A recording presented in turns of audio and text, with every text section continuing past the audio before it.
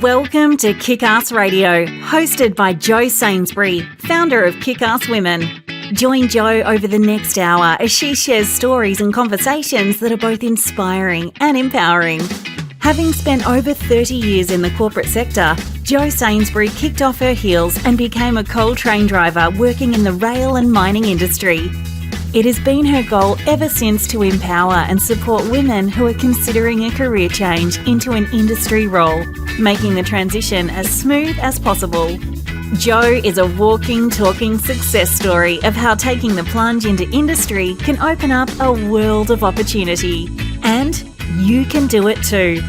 If you're a woman working in industry or considering a career change, this is the radio station for you. Let's get into this episode of Kickass Radio. Hey there, Glo-getters. Welcome to the Kickass Radio Show. Hope you've had a fabulous week and you're starting to wind down to the weekend. Do you know that feeling when you're driving home from somewhere late at night and you see the fuel light come on and the gauge is like pointing to the big E for empty, and you start to pray more fervently than usual and you get annoyed at yourself? Why didn't I just fuel up when I had the chance? I'm sure everyone has felt this feeling at one point, me more so than not. I usually leave it to the last minute.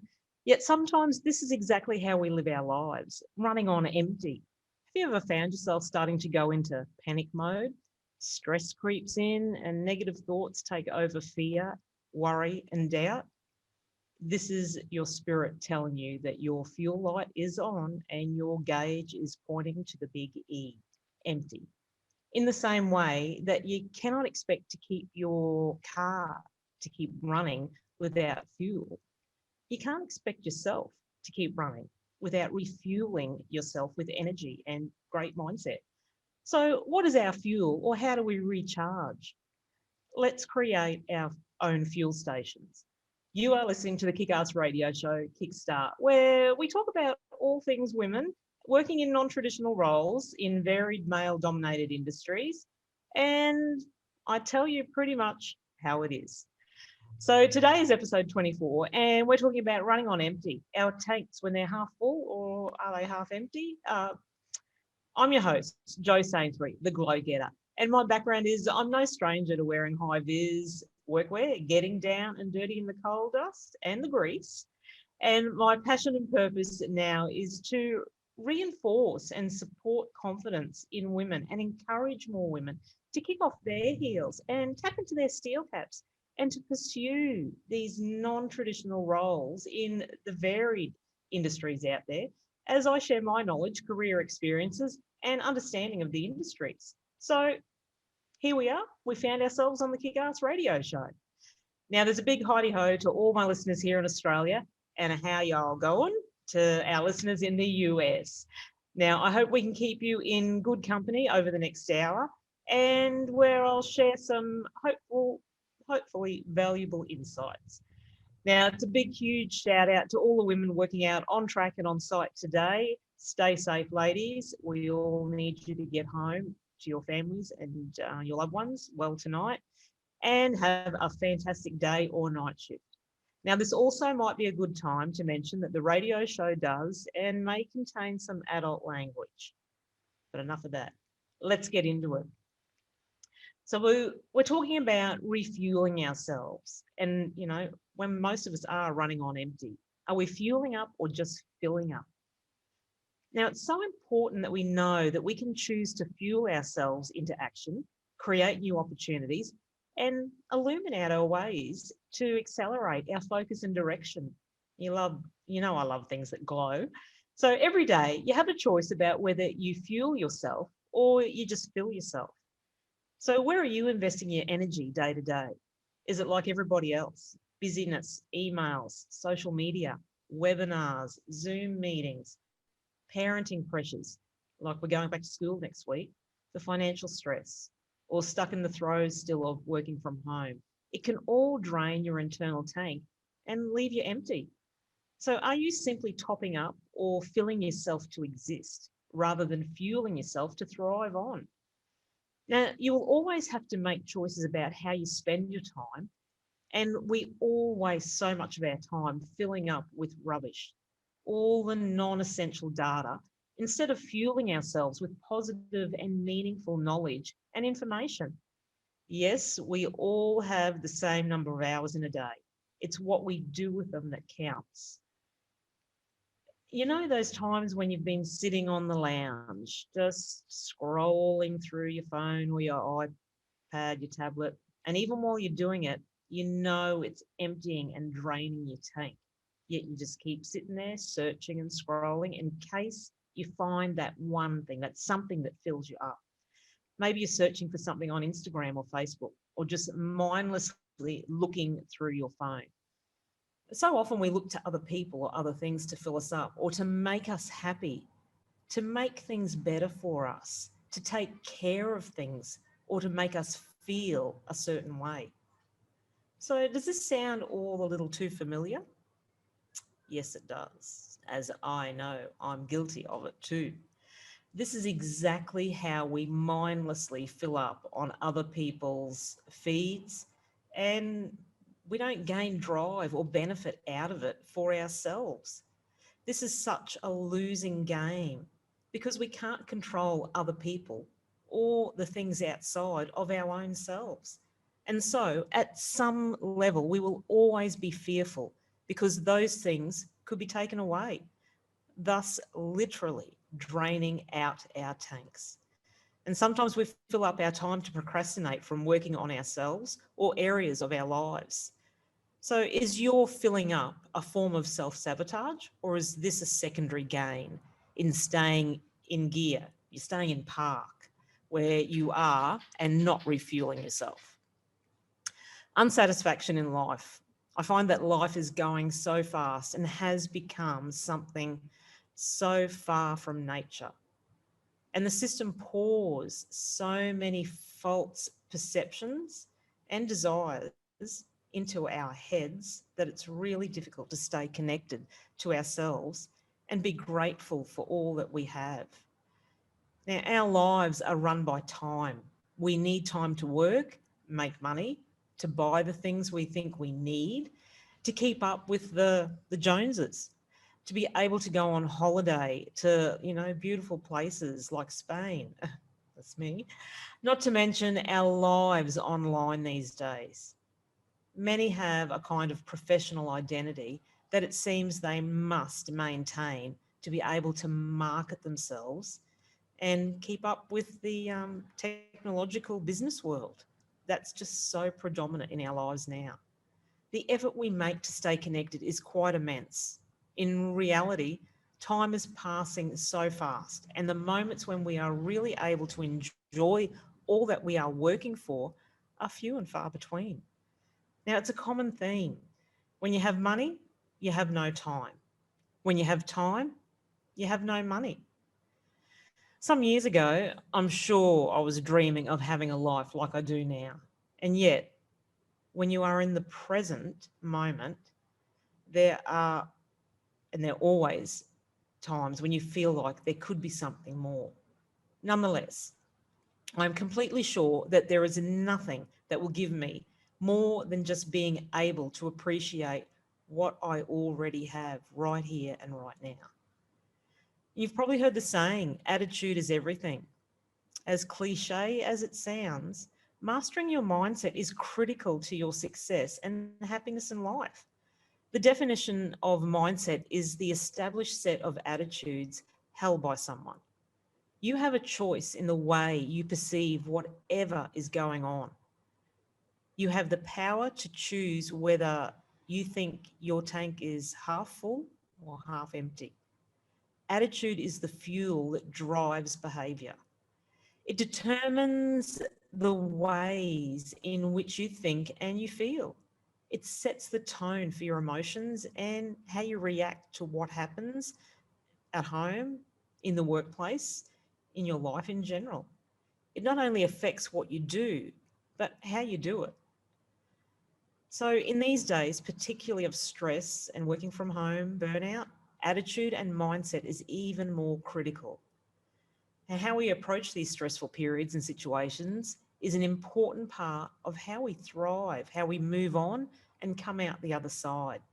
So adopting positive attitudes and mindset has also been identified just as important to healthy wellness and resilience.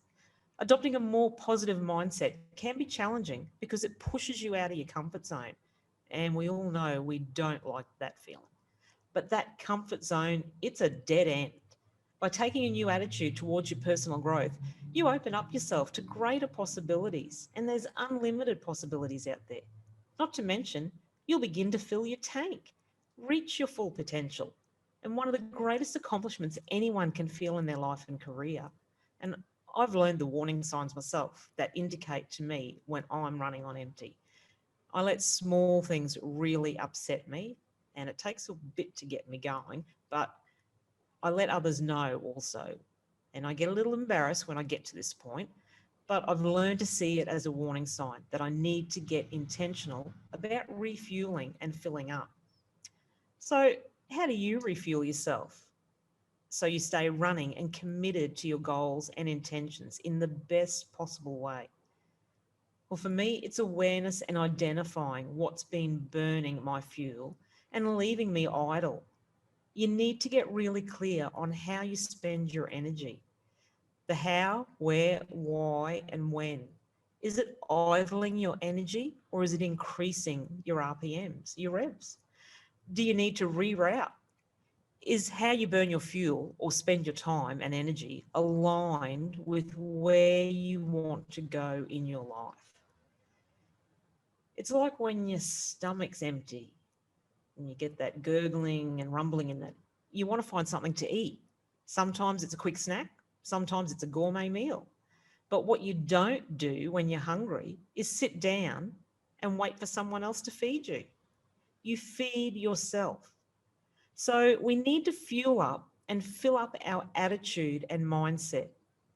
Now, it may take effort.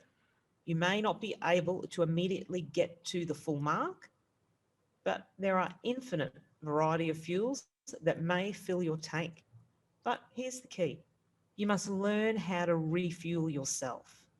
You are the one who must proactively choose what fuel to look for and intake whatever fuel your tank needs. Your tank may need many different types of fuel to fill, but it's important to be aware of what fuels you. It's unique as the kind of physical food you like and you don't like. So here's a couple of ways I like to refuel my tank. So stillness versus stimulation. Most of us today are overstimulated. We face constant input from television, smartphones, and all of the social media. That kind of data overload drains your internal tank. So going non-digital for an hour, an afternoon, or a weekend, it revolutionises my sense of being. Then there's inspiring versus entertaining. Most of media capitalises on the sensational, the superficial, or the scandalous. The entertainment value of it may keep you vegged out, but it won't fuel and fill your tank. On the other hand, there are excellent and certain books, YouTube movies and clips, music and podcasts that can truly lift, fuel and fill your tank in an enormous way. So ask yourself two questions. Number one, how do you know your tank is empty? What are your unique emotional signals? And how do you behave differently when your tank is depleted? What tells you you're running on empty? And then number two is, what type of fuel performs the most for you? When do you feel the most alive or most refreshed or the most creative? What people or activities or places fill you up? Continuing to run on empty will never turn out well. Notice the signals, the lights that indicate you have an empty tank, and learn to fuel yourself with the type of fuels you need. Notice what fills you up and find ways to do more of that. What signals tell you that your tank is running out of fuel or empty? When does the light start flashing? Can you name one or two things that actually provide you with fuel for your tank? Something to think about, isn't it? Okay, let's take a little break and we'll listen to a tune, and I'll be right back with you very soon.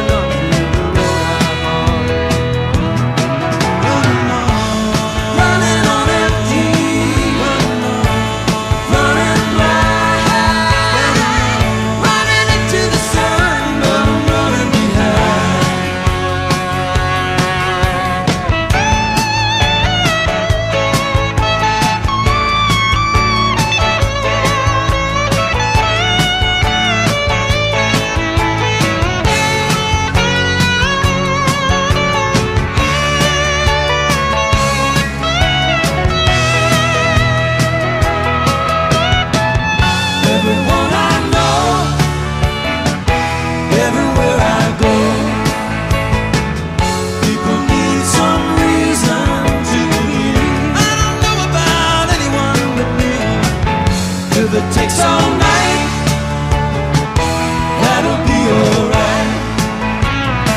If I can get you to smile before I leave, looking out at the road rushing under my wheels, I don't know how to tell you all just how crazy this life feels. Look around for the friends that I used to turn to pull me through. Looking into their eyes, I see them running too. Running on empty, running right, running into the sun, but I'm running behind. Honey, you really trip me, you know the way you look so kind. I'd love to stick around, but I'm running behind. Running on. You know I don't even know what I'm hoping to find. Running behind, running into the sun, but I'm running behind.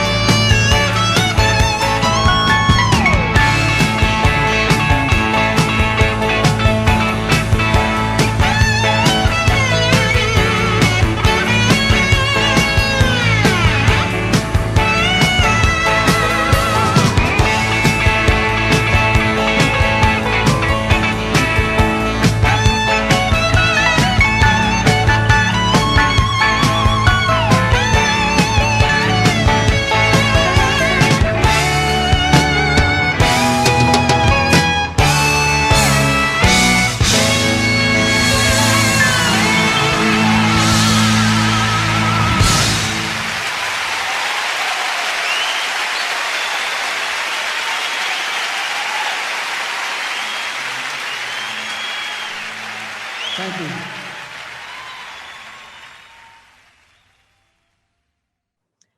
So we're topping up our tank.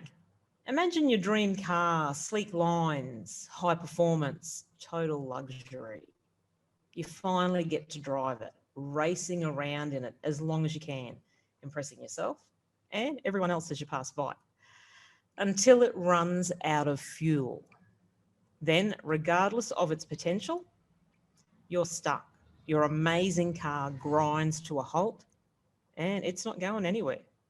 Luckily, cars come with a fuel gauge, usually mounted in a highly visible location right in front of you that allows us to keep track of the amount of fuel in the tank.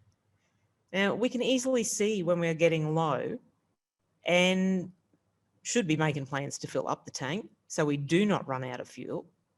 But how many times do we let that just go down to the last very drop? We are like that dream car, seemingly full of limitless potential. We all have an energy tank, a repository of energy that allows us to achieve our goals, meet our responsibilities, and get through our day. Unfortunately, unlike that car, we do not come with an energy gauge. We have to keep track of the level of our energy in other ways and recognise when we are depleted and running low so that we can take action to fill up our tank. So what we need to do is create our own fuel gauge. So for many of us, keeping track of our energy level is difficult at the best of times, and even sometimes it can seem impossible. Now, there is too much to do. We are busy, conscientious, and highly responsible. We sacrifice our needs to meet those of others majority of the time. This is part of who we are because we don't have a meter to indicate our level of energy. We often don't recognise a problem until we are almost running on empty. We must proactively stop to consider our level of energy and ask ourselves, how full is our tank? Is your energy tank full? what are you feeling that supports this conclusion? Take a moment and just have a think about how you feel. You know, that song might have brought some feelings about. Think about how you feel when you are full of energy. So, for example, you might feel positive and optimistic, confident, yeah, and you've got good self-esteem. You've got a high sense of satisfaction, healthy, and a very fulfilling relationship. Are you at empty? What are the signs and symptoms? And they could include physically unwell, fatigue, insomnia, and anxiety. You might feel negative and irritable, experience problems in your relationships, and the onset of bad habits such as overeating, drinking too much, or just lethargic, not exercising. So you've got to try to identify a key early sign of low energy, and you need to watch it regularly and address it as early as possible. And this is where your input versus your output. So let's consider the energy tank further. Imagine that it has holes in the bottom through which your energy just drains away. Think about what activities, situations, or people are energy drains for you. Can you let go of these activities or relationships and plug up these drains? That will help maintain your level of energy. At the top of the tank is a large opening through which you can pour in energy, pour our fuel in, how we refuel. So what activities, situations, and people create energy for you? You need to identify these and do them more so that you can top up your tank. So when we top up our tank, if possible, we need to identify 4 groups of activities, and those that can take 10 to 30 minutes to do, those that take 1 to 2 hours, and those you can do in half a day, and then those that you can enjoy in a full day. So keep a running list. There's another checklist for you, and add to it as you find new ideas that come up that that are able to energize you and refill your tank.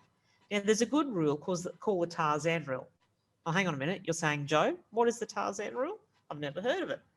The Tarzan rule 1 is a simple yet brilliant concept based on how Tarzan swings through the jungle, never letting go of one vine until he has another one in hand.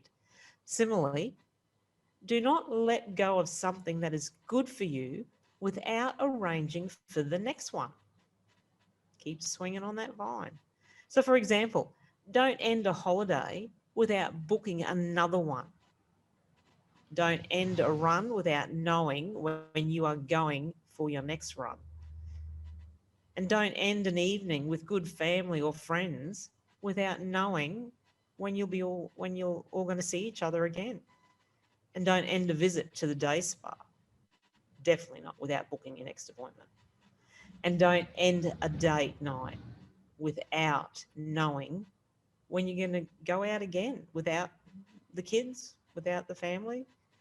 And don't end that golf game without booking the next tee off time. Don't uncurl yourself from that chair and stop reading that magnificent book without knowing when you're coming back for the next chapter. And don't end that telephone or Skype call with your elderly parents without pinning down when you will call them again next. So continue this list on your own and personalise it for yourself. Focus on what you can do realistically during this time of social distancing in particular. And identify the things that make you feel re-energised and make a commitment to booking one more before you end the current one. Remember, follow the Tarzan rule to maintain healthy behaviour and remain strong and resilient, especially during this crisis time. So we're on to Kick-Ass Women Making Waves, to the women who break the glass ceiling and pave the way for others after them. Okay, so Kick-Ass Women Making Waves segment this week. Now, I don't think I could have chosen anyone else other than this inspiring young woman,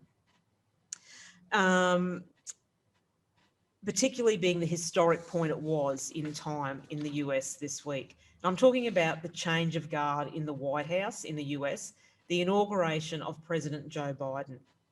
So if you're not familiar with the segment, Well, I thought it was about time to introduce a weekly segment to recognise extraordinary achievements and contributions women have made and continue to make in our unbalanced world.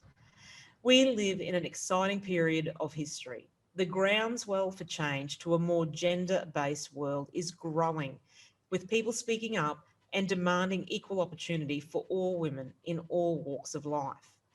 Now, women are making their own noise about equality and achievement in sectors of industry in a world that often serves up extra hurdles for females. Now, these women are trailblazers who, through courage and perseverance, challenge the status quo. They defy societal norms with the love of their work and improving the quality of life for many. They are mothers, daughters, sisters, and they are worthy to be honoured. So each week, I shine a spotlight on one of these extraordinary women who are making a difference and that are inspiring role models. So this week, our kick-ass woman making waves spotlight is on Amanda Gorman, the 22-year-old Harvard graduate from California who made US history on Wednesday as the youngest person ever chosen to write a poem for the presidential inauguration. Now, wow, what a week it's been. We've seen a mammoth changing of the guard in the US presidency and vice presidency. And no matter what your political beliefs, I think it's friggin' awesome that and so inspiring that a woman is entrenched at the highest levels of American politics. Now, this is progress at its finest. However, they have a long, hard battle ahead of them, and all we can do is pray that they bring unity at a time most crucial. Now, congratulations to Amanda Gorman, an exceptionally astute and formidable young woman and a most aspiring and empowering role model to not only young girls, but women of all ages. Amanda captivated the world on Wednesday with her moving rendition of The Hill We Climb, a work about unity, healing, and perseverance. So, how did Amanda get there? At just 16, she was named Youth Poet Laureate of Los Angeles, and her first poetry book, The One for Whom Food Is Not Enough, was released a year later in 2015. Then in 2017, Amanda became the USA's first ever National Youth Laureate. Having seen Amanda perform at the Liberty of Congress, First Lady Jill Biden asked Amanda late last month to write something to recite on Wednesday at the inauguration ceremony. Now, Amanda had also found commonality with President Joe Biden as both her and the president battled speech impediments. So for Amanda, writing poems on the page wasn't enough for her. She had to give the breath of life. She had to perform them as she was. That was the moment that she was able to grow past her speech impediment, she said. So while Amanda has already accomplished a lot, Amanda's career is just so beginning. So congratulations, Amanda Gorman. You are one hell of a kick-ass woman making waves. Now, the shout out to Kick-Ass Women Making Waves series is all about recognising that our success and where we are in life is at least somewhat thanks to the efforts, support, mentorship, love and encouragement of others. So if there's someone that you want to dedicate a shout out to, let me know. Email me at Jody, Jody, at kickasswomen.com.au and let's discover these unknown gems. They are so deserving of recognition. So please let me know. Okay, let's listen to one of the show's sponsors and I'll be straight back with you. Hey Glo-getters, have you heard about Kickass Women? Founded by Jo Sainsbury, Kickass Women is dedicated to empowering and supporting women who are considering a career change into an industry role. Visit our brand new website at www.kickasswomen.com.au or follow Kickass Women on Facebook and LinkedIn today to keep up to date with all things Kickass Women and the incredible opportunities and content we have for you. See you there, Glo-getters. Okay, so let's get back to what does it mean to manage our energy levels, particularly at work.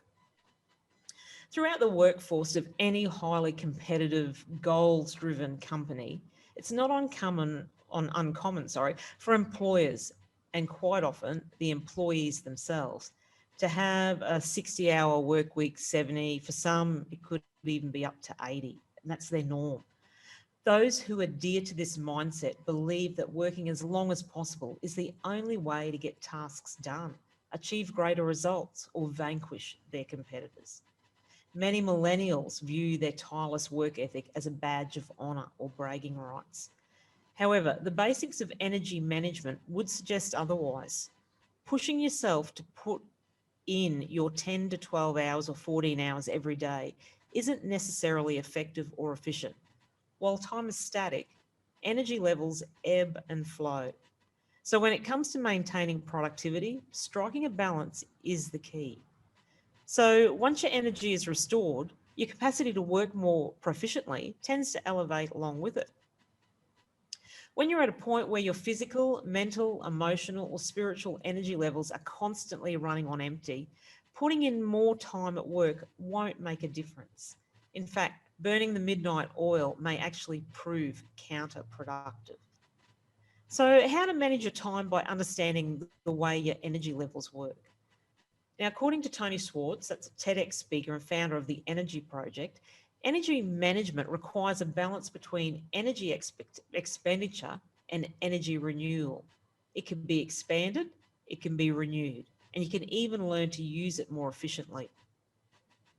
So as you determine the best way to manage your time better, it's helpful to observe how your energy levels differ throughout any given workday.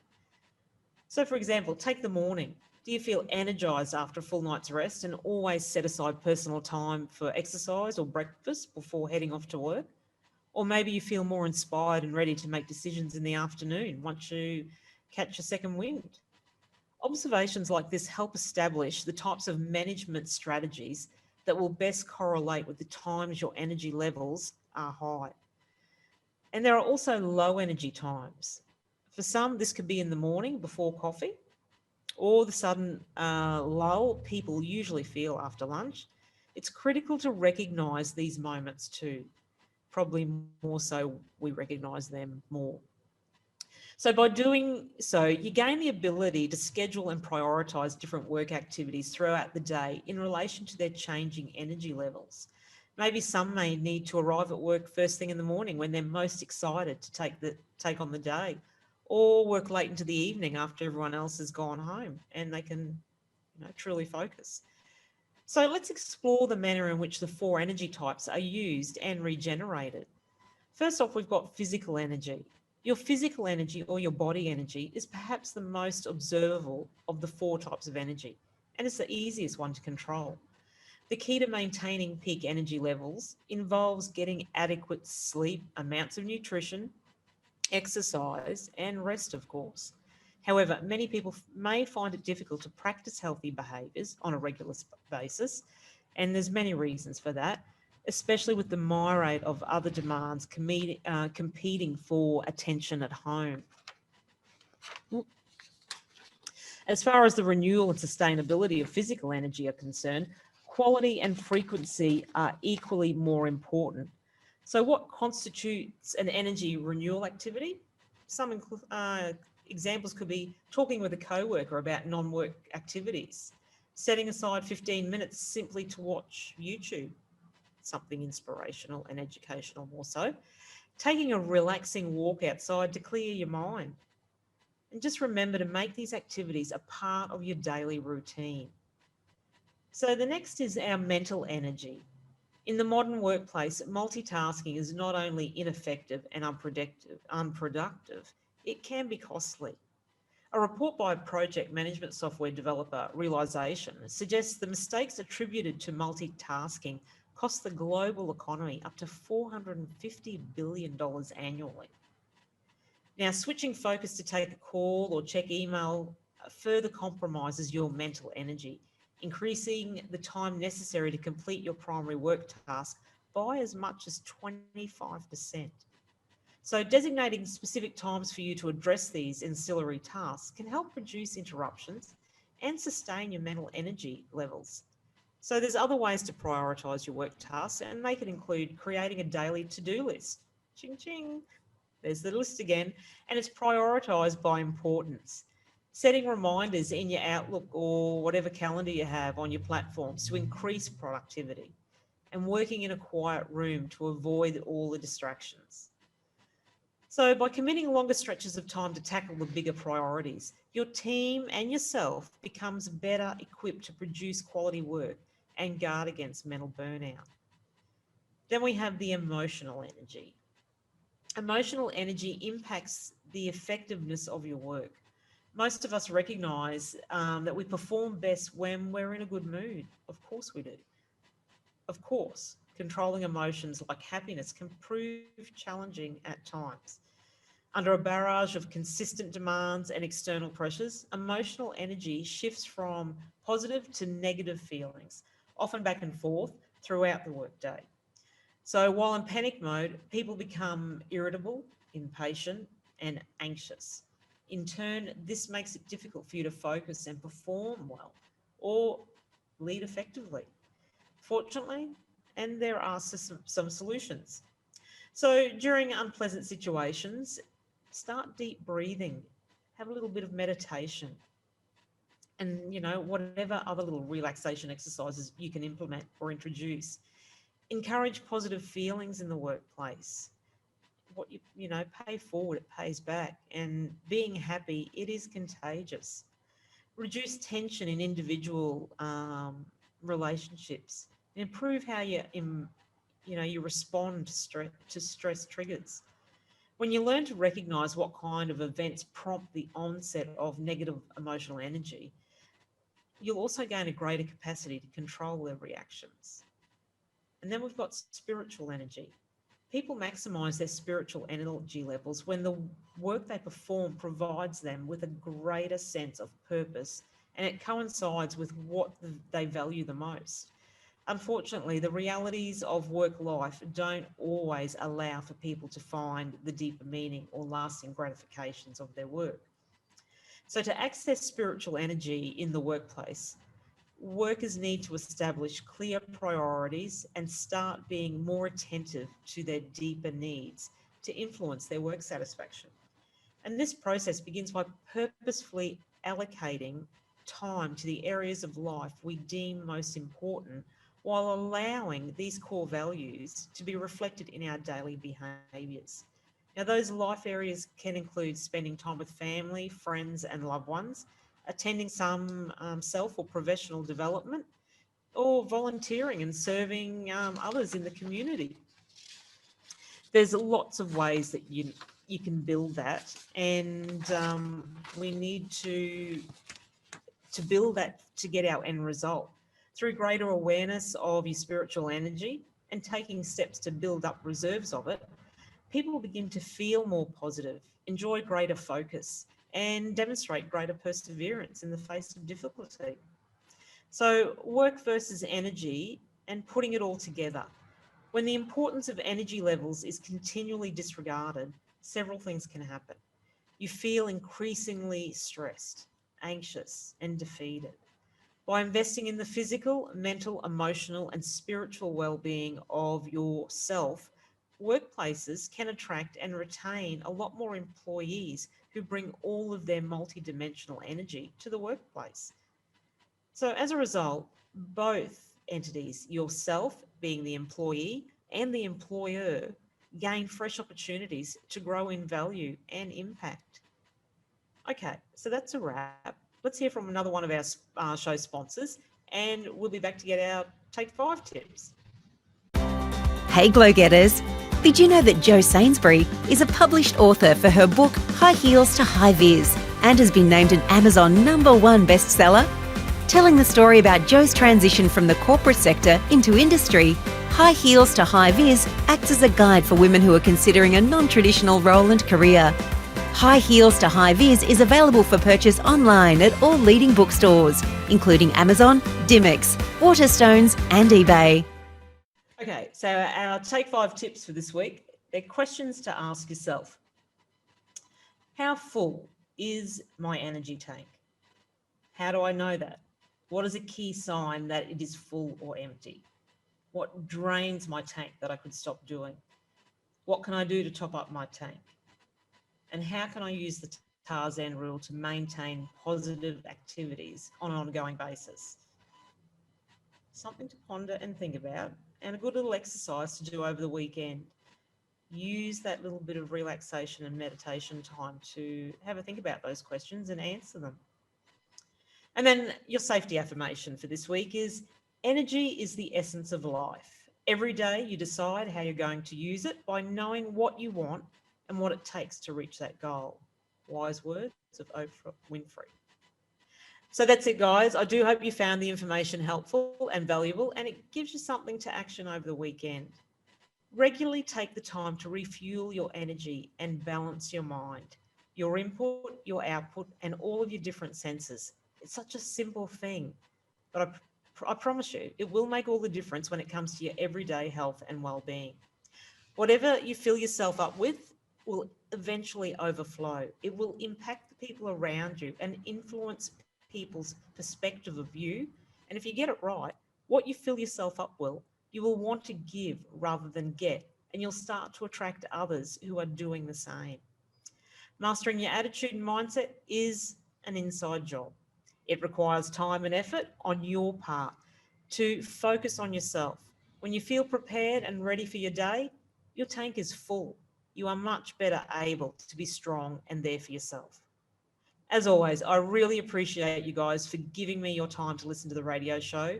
You can find more information on this episode in the show notes or on my social media pages, either on Facebook, LinkedIn, or Instagram. And be sure to tune in again next week. Reach out to me and follow me on Kickass Women or Jo Sainsbury social media pages if you haven't already. And I would really love to hear from you. So show some love for Kickass Radio Show by leaving me a review on BBS Radio Network at bbsradio.com/Kickass Radio. Or you can send me an email at Jody, Jody, at kickasswomen.com.au. I forgot that for the moment. Or find me on Facebook at facebook.com/kickasswomenaustralia. And be sure to subscribe to the podcast to get the latest episodes sent directly to you. To learn more about transitioning into a non-traditional role, give me a shout out. Well, that's all for today, folks. Thanks for your company and for listening to Kickass Radio. It's not goodbye, but see you later. Stay safe and well. Go crush it.